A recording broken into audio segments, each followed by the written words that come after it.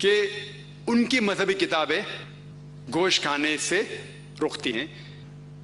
ये गलत फहमी है। अगर आप उनकी मजहबी किताब पढ़ेंगे। जय श्री राम दोस्तों। डॉक्टर जाकिर नाइक बात तो सही बताते हैं, पर बात अधूरी बताते हैं, सिर्फ उतनी जितना उनके फायदे की बात हो। आगे की बात तुमको मैं बताता हूँ। उनकी मजहबी किताबों में गोश्त खाने की ममानियत नहीं है। अगर आप पढ़ेंगे Manusmriti chapter number 5 verse number 30, अध्याय 5 श्लोका 30, उसमें लिखा है कि भगवान ने कुछ जानवर को खाने के लिए बनाया है, कुछ जानवर को खिलाने के लिए। God has created some animals to eat and some to be eaten. अगर आप वो जानवर खाते हैं जो खाने के लिए बनाए गए हैं तो आप कुछ गुनाह नहीं करते।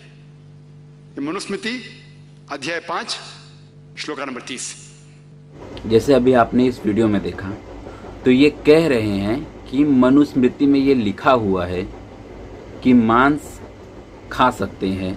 2 प्रकार के मांस है, कुछ खाने के लिए बने हैं और कुछ नहीं खाने के लिए, खिलाने के लिए बने हैं। तो मैं उसके आगे की बात आपको बताता हूँ। तो देखो, उसके अंदर लिखा हुआ है जो पूजा में चढ़ा हो या जो विधि द्वारा किया गया हो, ऐसा ही मांस खाया जा सकता है। प्रूफ आप देख लेना, आपको ऊपर दिखाई पड़ेगा। आगे आप पढ़ेंगे मनुस्मृति अध्याय 5 श्लोक नंबर 31 में कहा गया है कि अगर आप वो जानवर का कत्ल करते हैं जो पूजा के लिए बनाए गए तो आपको कोई गुनाह नहीं है।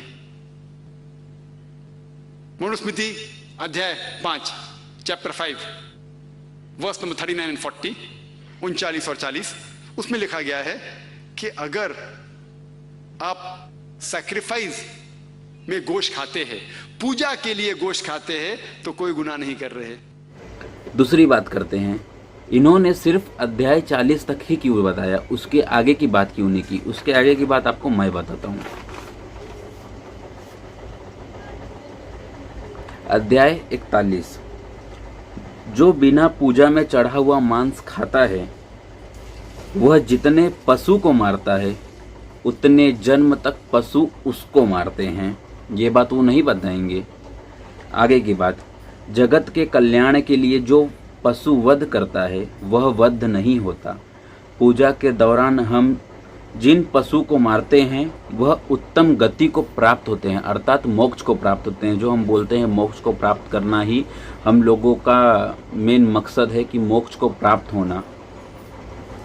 तो जब हम पूजा के लिए किसी पशु का वध करते हैं तो वो पशु मोक्ष को प्राप्त होता है, इसके लिए वह वध जायज़ है। आगे की बात करता हूँ मैं। पर बिना पूजा के पशु वध करना साफ साफ मना है। ये बात डॉक्टर जाकिर नाइक बताना भूल गए। मनुस्मृति अध्याय 5 श्लोक नंबर 45 वो बताता हूँ। जो पुरुष प्राणियों को अपने सुख की इच्छा से मारता है वह जीता या मरा कभी भी सुख से नहीं रहता। यह बात भी डॉक्टर नाइक बताना भूल गए होंगे। कोई बात नहीं, आगे की बात बता देते हैं।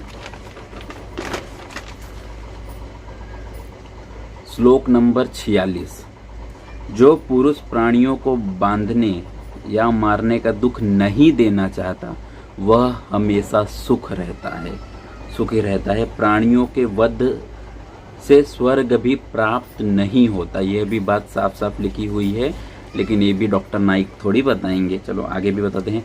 श्लोक नंबर 47, जो विधि के बिना मांस खाता है, जो उसे काटता है, मारता है, जो खरीदता है, जो बेचता है, जो पकाता है और जो खाता है, वह सब बुरी मौत मरते हैं। ये भी उसी बुक के 47वें श्लोक में लिखा हुआ है, 5वें अध्याय के। ये भी नाइक जी बताना भूल गए होंगे हिंदुओं को। आगे की बात, बिना पूजा के पितरों को चढ़ाकर जो मांस खाता है, जो खुद के स्वार्थ के लिए मांस खाता है, खुद के शरीर के लिए मांस खाता है, सबसे बड़ा पापी वही है। सबसे बड़ा पाप वही करता है। डॉक्टर नाइक जी क्यों नहीं बताइए सब। चलो आगे की बात करते हैं। श्लोक नंबर 56, जो हर साल 100 सालों तक अश्वमेघ यज्ञ करता है वो और जो जिंदगी भर मांस नहीं खाता वो, दोनों को एक जैसा फल प्राप्त होता है। तो अभी आप देख लो आपको क्या करना है, आपको मांस खाना है नहीं खाना है, परमिशन है, लेकिन आगे की बात मैंने आपको बता दी है कि क्या होता है क्या नहीं होता। और डॉक्टर नाइक जी ने जो बताया वो बताया डॉक्टर जाकिर नाइक ने, वो बात और ये बात काफ़ी अलग है। वो सिर्फ वही बातें बताते हैं जिसमें हिंदू जो है, जो चीज़ हम मुसलमानों को मना करते हैं वो हिंदू के बुक में लिखी हुई है, तो सिर्फ वो उनको वही बात बताते हैं जिससे लगे कि नहीं ये तो तुम्हारे बुक में भी लिखा हुआ है।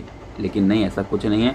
हमारे बुक में जो लिखा है वो उसको डीप में पढ़ना ही ज़्यादा अच्छा है। बोलते हैं ना, आधा ज्ञान होना बिल्कुल ज्ञान नहीं होने से भी ज़्यादा खतरनाक है। ये तुम लोगों को डॉक्टर जाकिर नाइक आधा ज्ञान देते हैं। इनकी अगली वीडियो भी मैं देख रहा हूँ, जल्दी ही उसका भी जवाब दूंगा। अब दुकान तो बंद करनी पड़ेगी। जय श्री राम दोस्तों, मिलेंगे।